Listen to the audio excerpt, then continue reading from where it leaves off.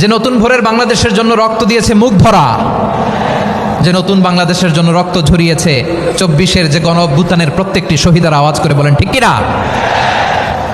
আল্লাহ তাআলা আমার দেশকে তুমি নিরাপদ করো, শান্তিময় করো, আমরা যেন স্বাধীন সার্বভৌম বাংলাদেশে মাথা উঁচু করে বিশ্ব দরবারে দাঁড়াতে পারি। আল্লাহ তুমি তৌফিক দান করো। আওয়াজ করে সবাই পড়ে আমিন। প্রিয় ভাইয়েরা, আমি আর কাল বিলম্ব না করে আসুন সরাসরি মহাবিশ্বের মহাগ্রন্থ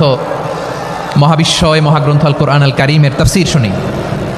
আমি আজকের এই চমৎকার রজনীতে আলোচনা করবার জন্য সূরাতুল আহজাবের 45-46 এ দুটি আয়াতকে চুজ করেছি। এ দুটি আয়াতের আলোকে কিছু কথা আপনাদের সাথে শেয়ার করব। আওয়াজ করে পড়ুন ইনশাআল্লাহ।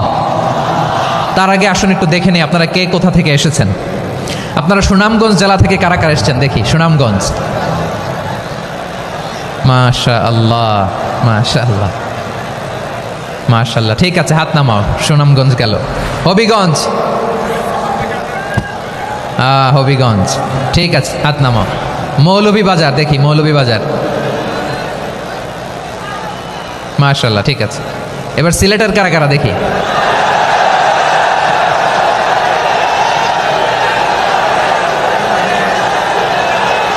মাশাআল্লাহ মাশাআল্লাহ।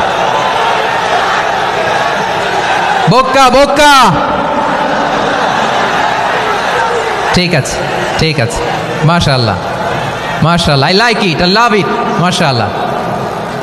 সুনামগঞ্জ, হবিগঞ্জ, মৌলভীবাজার, সিলেটের এই 4 জেলার বাইরে থেকে কারা কারা আসছে দেখি। মাশাআল্লাহ, অন্যান্য অনেক জেলা থেকে আমার বাইরে এসেছে, মাশাআল্লাহ। আল্লাহ সবাইকে কবুল করুক।